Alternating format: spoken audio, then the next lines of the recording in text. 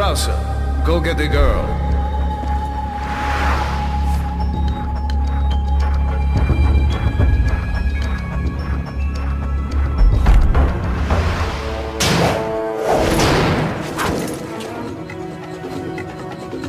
Been a long time, comrade. You catch up quick, as expected. After all, you and I both know where we come from.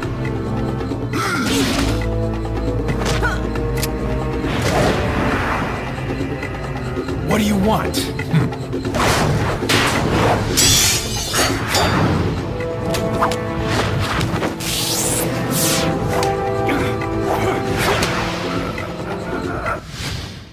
Leon. Long time no see.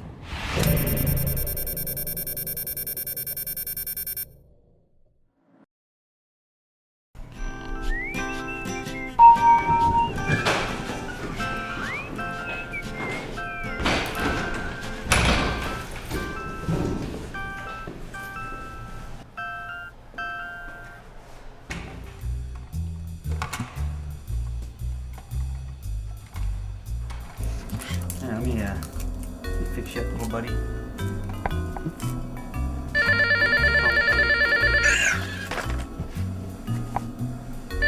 Who's calling me at this time of day? This is Chris.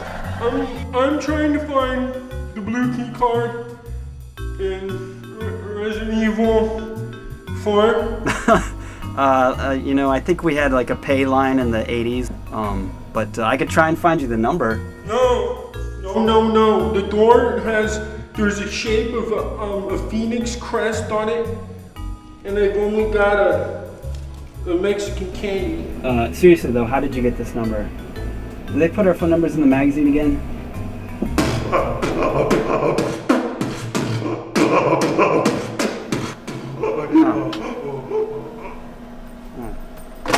That was weird. Anyways, back to Johnny 6.5. Yeah, this should do it. Right, go, killed. MDK. That's right. Destroy them, my robot.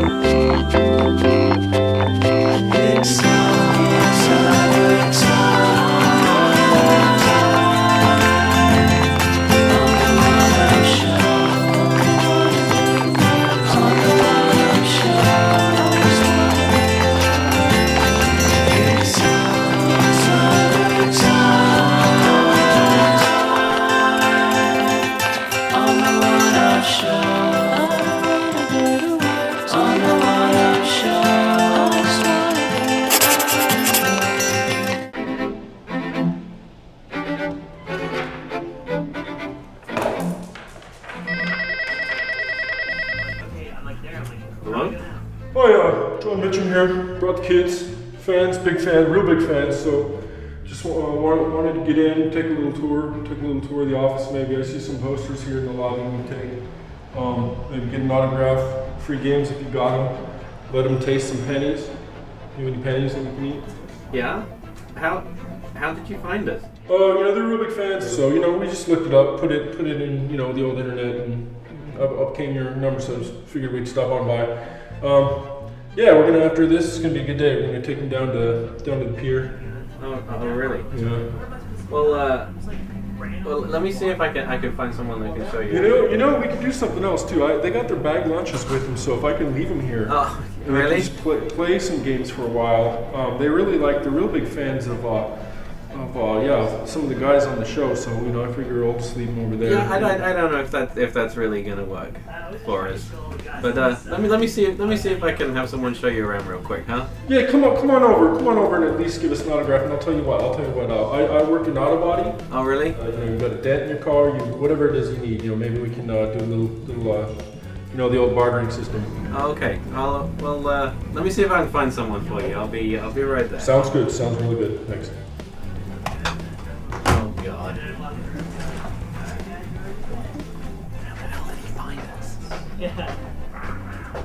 Oh. So everybody's doing collars. Yeah. All of those. What's that? Trackmania United. Oh, I'm supposed to make that jump up to the top.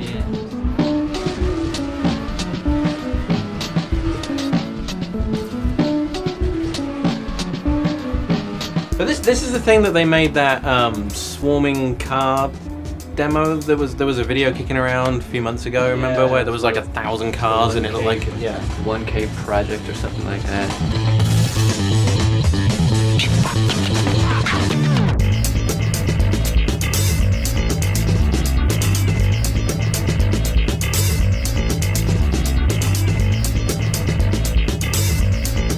What did it start out as? I don't know much about this except I've seen some videos and some attention to it now that it's all collected together.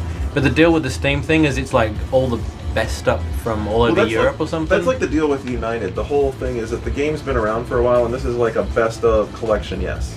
So I guess it's all user-generated tracks. Is it all user-generated? Not all of it. I think the single-player stuff isn't user-created. Multiplayer is really where it's at with this game. It's all hot lap based, I guess. So you have like, Damien was explaining, you have like 5 minutes or however long on each track to set your best time. And then at the end of that time period, it shows like the leaderboard of how everyone scored on that track. It's definitely not that much about the driving. It's more about the tracks and when you hit like 5 loop-de-loops in a row or a corkscrew and then hit a huge jump and then it'll end up crossing the finish line on your roof. You can tell it was intended to be played like with the arrow keys, right? Like digital input, tap, tap, tap. So you can actually put together as much of this stuff as you want to. The editor is really versatile. You just start dropping stuff in the environment, piecing it all together however you want to. That's why you see all these crazy, loop-de-loops and then sky bridges. How does that editor work? Is it like... Yeah, you've got a whole bunch of different track options to choose from and buildings to place and terrain objects. And so you just pick what you want and you kind of all match it up together. You can adjust, what height everything is at. So you build a track and then you share it and then... So it's very... Little Big Planet kind of thing. Yeah. This is a really, really user-driven game, completely user-driven game between all the content. And they have this front end that's called the Mania links so if you know XML, you can write a page that will be displayed within the game and, share. That's where all the car models and the levels are all shared, is within the game. No, but wait, you gotta know XML to be able to do it? No, you don't. You don't at all. You don't have to know anything about XML. If you get to enjoy the fruits of these guys' labors of doing that. And if they want to, they can make this little storefront that's inside the game. Yeah. And if that's their cup of tea, they can go do that. You don't have to know jack shit about it. Oh, well, that's good. But if you want to display it within the game inside Mania Link, then you can write pages in XML, and then they could be right here inside the game. And so, if someone wants to check out a 3D model or whatever, they can go check out Jambon's 3D You sound so enthusiastic for something that is so bullshitty work. I mean, I don't want to work. Jambon's doing all the work. You're not actually doing any of the work. I haven't seen the same track twice in the online stuff. It's just, who knows what you're going to hit next. And I guess the people who are good at it have actually practiced up on the servers they're going to be on, because the tracks go all over the place and they put obstacles in them, like Christmas trees and all kinds of crazy crap. Yeah, I mean, sometimes you're just trying to figure out which way the track goes and, where to jump from one platform to the other. So, yeah, you kind of need to practice them, but that's part of it. I think the big deal about this, and the reason it's been so popular in Europe, is all the community angle of it. And it has all the stuff that, Microsoft's trying to sell you on Live Gold, and yet this game does everything that Live Gold does, with connecting people together, having messaging within the games, having them playing together, all this and sharing tracks, sharing skins. It's everything that people have gotten accustomed to already. It's kind of a weird twist, isn't it? Like building the city instead of having it spring up out of the ground. It's like not really SimCity anymore, is it? SimCity Reborn? What's this about? How is it being reborn? Why am I the last to hear about all these things? What is this new SimCity business? Well, it's city building, very masculine That's sort not of really thing. for girls. Yeah. Okay, so why are you guys doing this?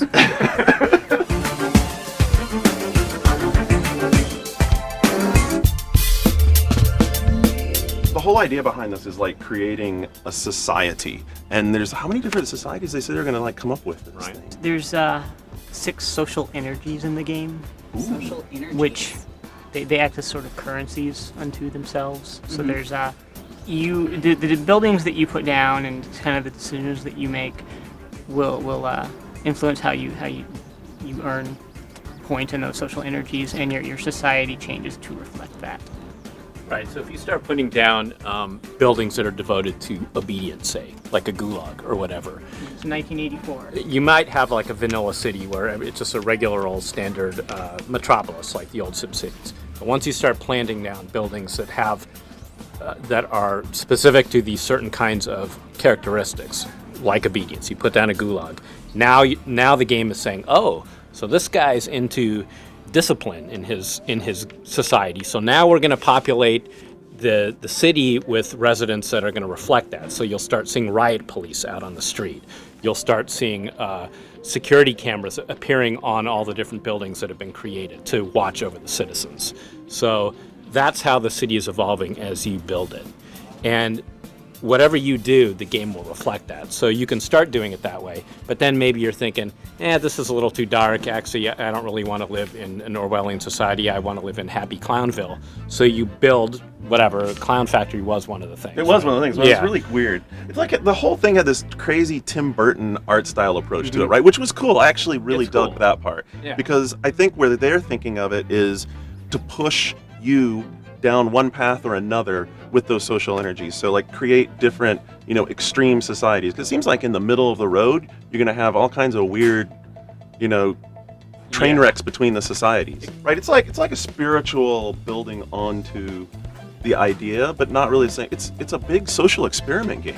Right, and to me it feels very much in line with the Sims franchise. I don't Yeah. think it's that far removed if you look at what they've been doing with the Sims for years, where the personality, where you're managing the personality of the city as much as you are the buildings, which is really how you played the Sims, right? You had to keep your Sims happy for your family to grow and your sim to grow, and now you kind of have to keep your city happy, or you have to how you build your city is going to influence the personality that your city has. Like SimCity is a big sandbox that you play with, especially like the last one, because you didn't just create one city, you created like a bunch of cities and tied them all together and built like all that infrastructure between them.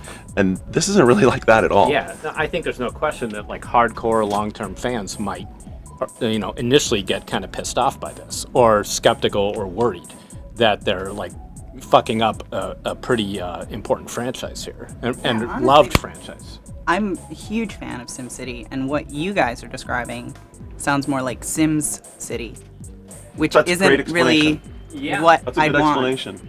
And I would, if they're going to call it SimCity, I kind of want that next step. But, to be honest, SimCity 4, I still play, and I still can't imagine how you could improve it. See, so that's what they brought up, and that's why I think they did this, because this is like an offshoot project for them. Who was we were interviewing? We thought that SimCity 4 was a brilliantly executed point of the simulation track of urban planning, and it really nailed all those physical attributes. And we were sort of fearful that any design we did might start veering back towards our territory, and we definitely wanted to do something different. And so, placing it with an experienced, different developer made a lot of sense, and was a lot of fun as well.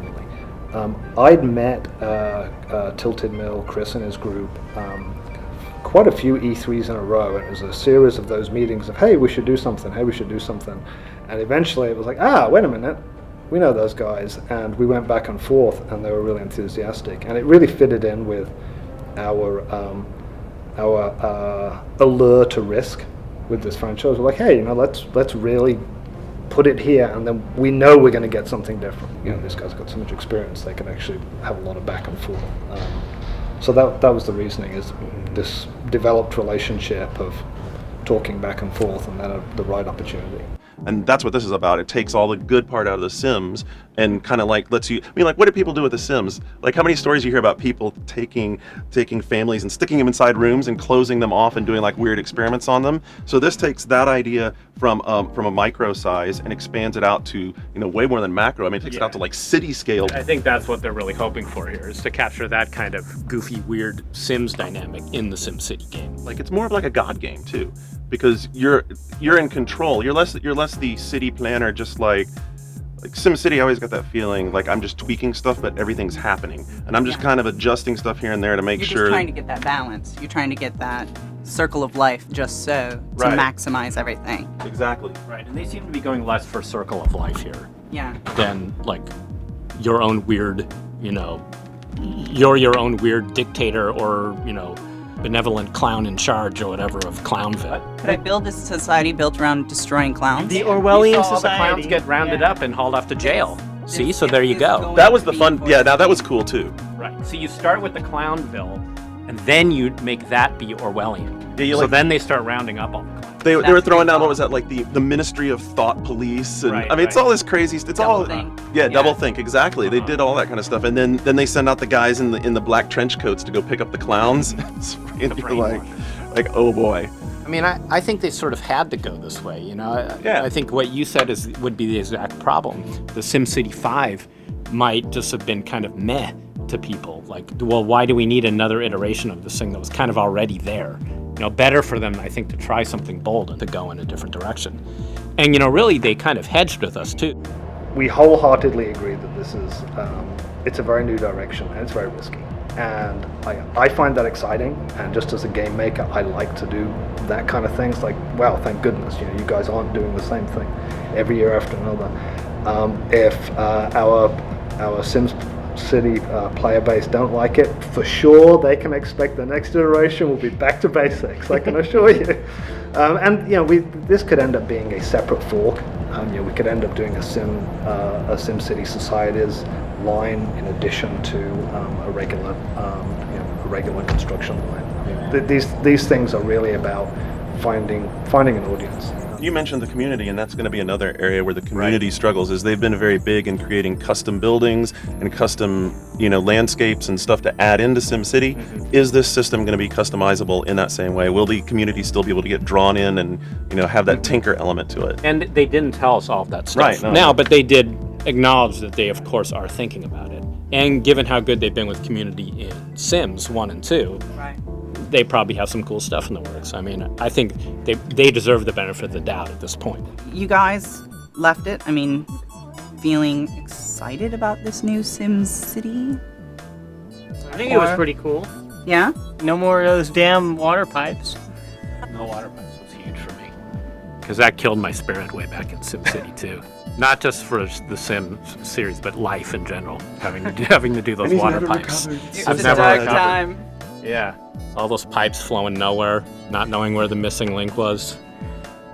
I don't know. I mean, this is going to be weird for me because I like SimCity as a game that every so often I just turn on for a day or two and tinker around with.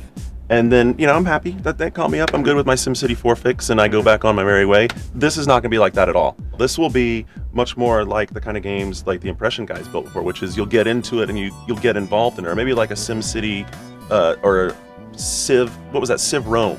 That it's like sort of got like that same sort of vibe from this thing, except with, you know, modern setting and then the really driven artistic and social engineering angle. Probably the longevity of this game is going to be determined on whether they really can do the sandbox thing, right? Right. Because isn't that what keeps us coming back ultimately Absolutely. to the Sims games? That's probably why people still have SimCity 2 or even the original, is because of the endless tinkering with your city. If it turns out that this is just kind of a little playground to create Zombieville or whatever, and that wears out, the novelty wears out, it won't last.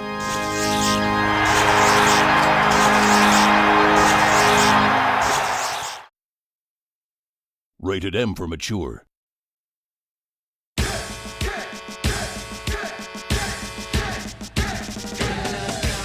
Hey, boss, I got what you ordered.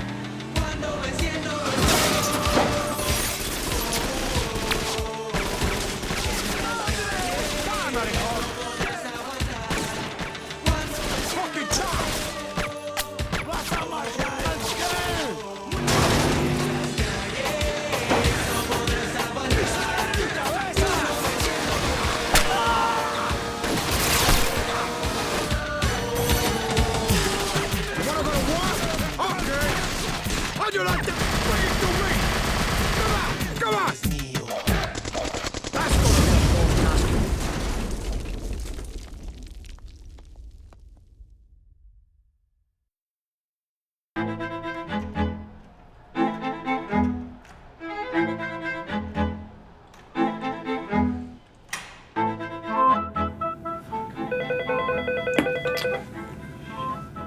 Who's on the 8th floor lobby?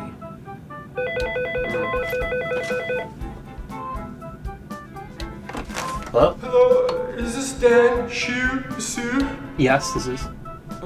I'm in the lobby. I've been emailing you, and you haven't been responding to my emails that I emailed you. Who is this? My name is Rob, and my probation officer says I should get back into the workforce, and I want to be an intern. Can I at least use your bathroom? Okay. I've got IBS. I want to see who that is.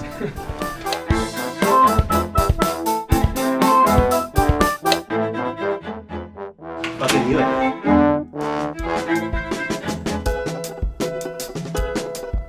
Yeah, so it happens all the time. Just people will just stop by kind of randomly, you know? It's just weird.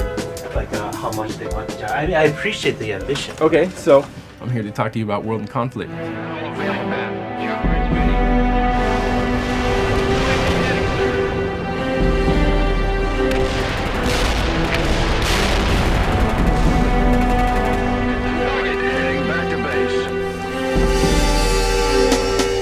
Real-time strategy, or RTS, is the quickest way to describe it, because, you know, people walk by and they see a bunch of little units and they see me lassoing them with the mouse and stuff, so they hit the RTS, right? Yeah. But it's all tactics more than anything. I mean, there's no resources whatsoever. They're just counters that allot a certain amount of points to each team and each player on each team, and they just tick up on their own. But other than that, you can come and go during a match. So instead, you know, in a typical RTS, part of the hassle is sitting there in a lobby waiting. In this game, people come and go all the time, and the game doesn't stop. It just keeps going, you know? So like if, say we're playing, you know, a 6v6 match, one of your teammates drops, then what happens is you guys get his extra, you know, resource numbers, you know, whatever it is, the points to spend as you want. So it balances out because you're going to have the ability to still bring in more tanks, helicopters, infantry. It kind of sounds like Tom Clancy's End War, which is a console-only RTS, but they're trying for the same kind of thing. It's like, it's not about resource management or collecting resources. It's just, okay, you're allotted so many points, and you could dedicate, if you want to get the more powerful units or get a bunch of smaller units. Right. Remember that? That sounds like really similar to it. But it's funny that, you know, this one started on PC, and then the whole emphasis there is that it's console-centric and that you don't need to be doing a million hotkeys at once, you know, because there's only so many units. And it actually works that way on 360, and I'm sure that's where they had that moment where they're like, oh, it's a no-brainer, we'll move this to console because, you know, you don't have peons, you know, chopping trees down over here and going into caves that you have to manage, and then, you know, all these other units. So, like, when you play, you're either in charge of an airborne division, you know, or an air force rather, and you have attack helicopters and stuff like that, transport choppers. You have armor, which is, you know, tanks and heavy fighting vehicles. Support, which would be, you know, anti-aircraft vehicles, artillery, stuff like that. Other forms of transport, and then infantry, which there's a range of that. Everything from snipers to, you know, guys with Stinger missiles to take down the aircraft, guys with Javelin rockets to take out tanks, and it's totally like anti-Geneva game. I mean, like, that's the foundation too. It's like basically 1989 and the Red Dawn scenario. Remember the old movie? Yeah. Like Russia just comes in and decides that they're going to trash both Europe, wasn't Union at the time, but Europe and America. And they're going to come and take over American high schools. Yeah, pretty much. Yeah, because like the maps will have high schools. You know, they'll have like burger joints and you know, farmland and stuff, like all the worst, you know, like fears. You're like, you know, here you are on your farm, you got the chickens in the back, and it's like all of a sudden like the Red Army is, you know, dropping down, you know, airdropping into your acreage. It starts off from the small encounter and it just gets so big, you know, bigger than any RTS or, you know, RTT or real-time tactics that I've seen. You might have like a laser guided bomb or something, so, you know, you pinpoint that. You know, just like all the old, you know, the Gulf War I footage and stuff, where you see the designator go down and it's boom, all of a sudden a cloud of smoke. And that looks cool. And then it starts ramping up. You know, you have napalm strikes, chemical attacks, and carpet bombing. That starts to get really cool because you've got just massive planes, B-52s and stuff, that are, you know, just dropping a line of bombs. There are a bunch of other intermediary things, but the ultimate, of course, is the nuke. There's just nothing like it. I guarantee you've never seen anything like this in a game. You hear this crazy noise all of a sudden, and it's just completely perfect. It sounds just like Oblivion, you know? They're trying to pin us down! Look out!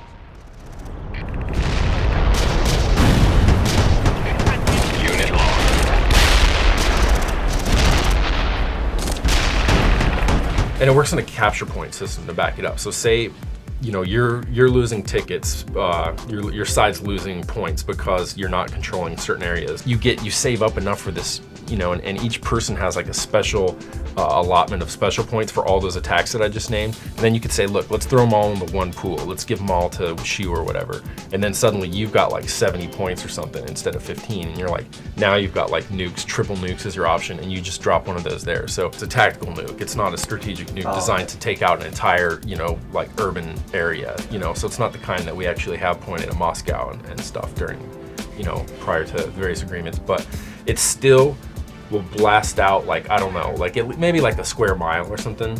And the thing is just incredible because it's the smoke starts, you know, going up in a column in a big mushroom cloud just as you'd expect, and then it just keeps rising and rising. And if you pull out, you just see the landscape with just this enormous, you know, cloud going up on it. And then when you go into the area, of course, everything is just obliterated. And if anything survives, it's now radioactive for a while. And this is why the cap point stuff is cool, because they have to stay in these zones to control them, but now it's like completely, you know, you can't even stand in it without just basically getting wasted unless you got the right kind of vehicle or something, unless you're prepared to withstand the radiation.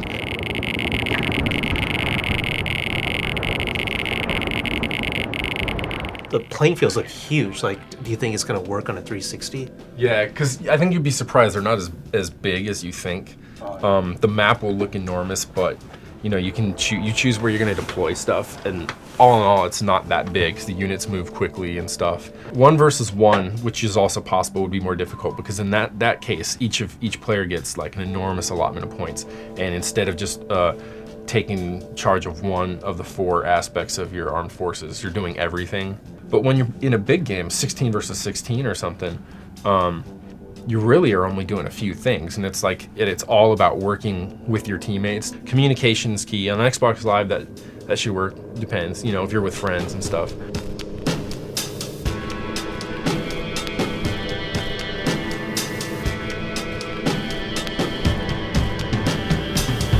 Unit lost.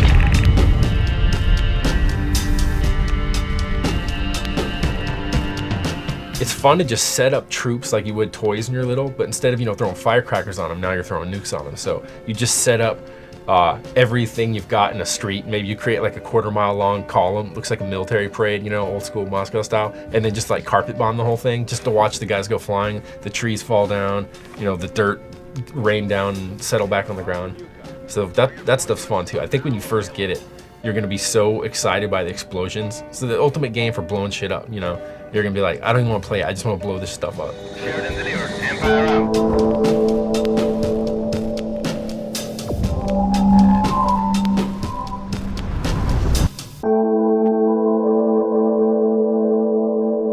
And they can come back. I mean, that's the deathmatch thing, but the units are so disposable. It's like you throw them in, you lose them, then you just boom, just deploy some more, you know. And there's the way that the timers work and stuff, it still staggers it so, you know, you can have an advantage on offense if you're winning. So it's not just like relentless, but you can still get back in the game. You know, it's rare that you're in that kind of situation in a typical RTS where you're just like really losing, you know, where you're just completely going out like a bitch and you're down to like 2 infantry. You know, Crispin Boyer, our senior editor, I introduced him to Warcraft 2 over dial-up a long time ago.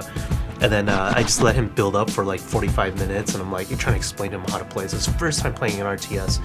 And then he just was building up his base, building up little walls and farms and all that. And I'm just building up my army. Then I'm like, I guess it's time to finish him off. So I just came in like a tidal wave and just completely wiped him out. And this is back, you know, he was like chatting me, like just swearing up a storm, just pissed off. Like, that's he just when spent everyone 45 minutes. would say, ally up, because, you know, they didn't want their stats to get busted, and they try to convince you to like, don't do this to me.